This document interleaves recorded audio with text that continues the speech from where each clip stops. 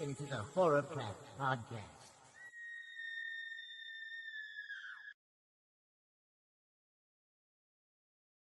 Hello, horror fans. It's me, Kylie, and this is Horrorcraft Reviews.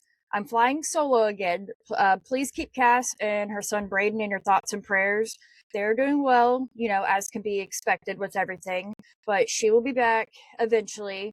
I know I definitely miss talking horror with my best friend, so I'm sure you guys do as well. But thank you guys for all your love and support. It means the world to us, literally.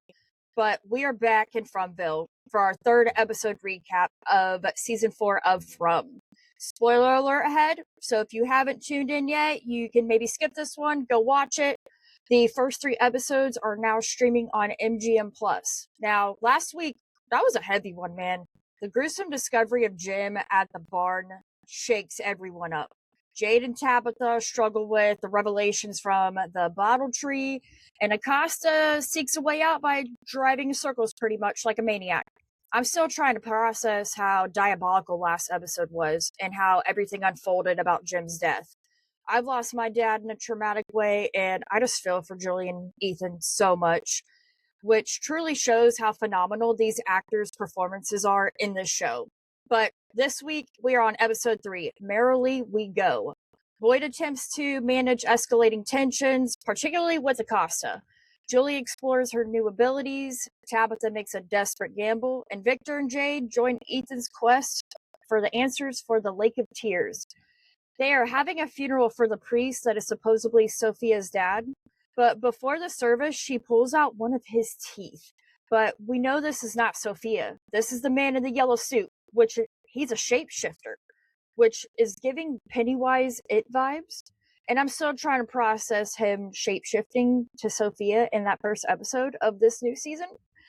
I've been seeing some great theories from other creators and fans in all the From Facebook groups that we have seen him before in other characters in previous seasons. One being the girl who was impaled by that pipe or that rhubarb pipe to a tree in season 2. Someone brought up a great point that they think that it was the man in the yellow suit because we have never seen the monsters use any kind of weapons before. And when they put him in the ground, she pulls out one of his teeth. I feel like there's a reason for this. I don't know what, but holy shit, man. There's also a scene in the diner with Sophia's and Julie, and Sophia tells her the bad stuff started happening once Julie and Ethan, Tabitha, and Jim came to town, which I think is an important part to keep in mind as we go along in this season. But I feel like Sophia is going to kind of stir the pot, creating issues among everyone, and everyone's going to kind of turn against each other. And I have a feeling people are going to be turning against Boyd.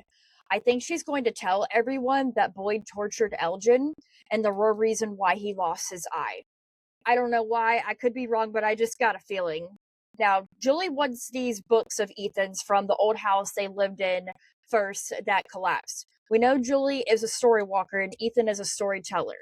These books of Ethan's she thinks can help her in traveling back in time to save her dad. But Randall goes down there to retrieve them for her, and that was just nail biting the whole time, especially with Tom, the bartender's dead body down there. And when that rat came out of his mouth, I don't know. I am just biting my nails and on the edge of my seat during every new episode now because things are different. And I just think everyone's going to die, man. And Sophia wanting to go live with Sarah, I do not trust it, guys.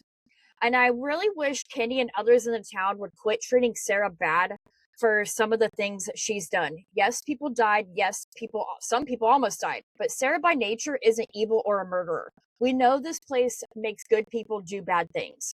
We see Ellis take Fatima all the old cars to take out some rage out on them with a baseball bat, which kudos to Ellis trying to help his wife process what she just went through.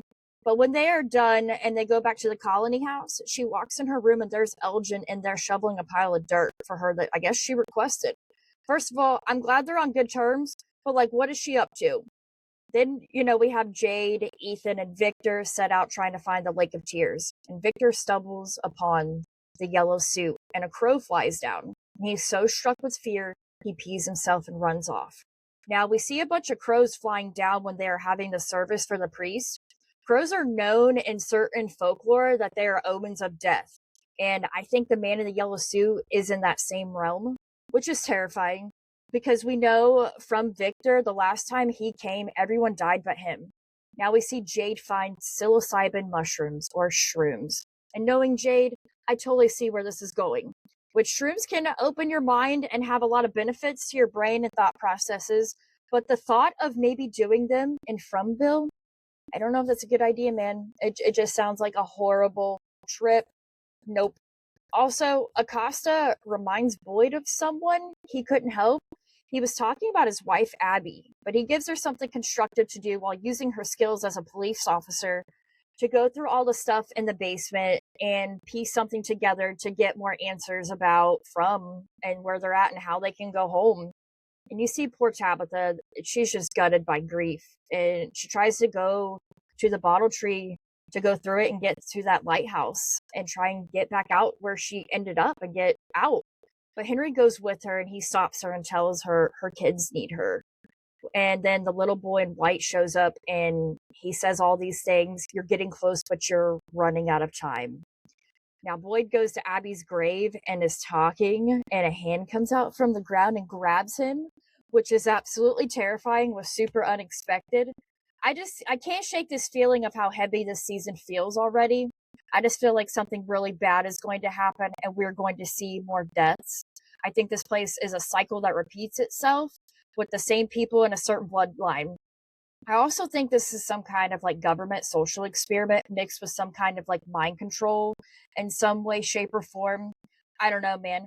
What do you guys think is going to happen in this season? What are your theories? We want to know. Drop them in the comments. Y'all, let's talk about it. You can DM us.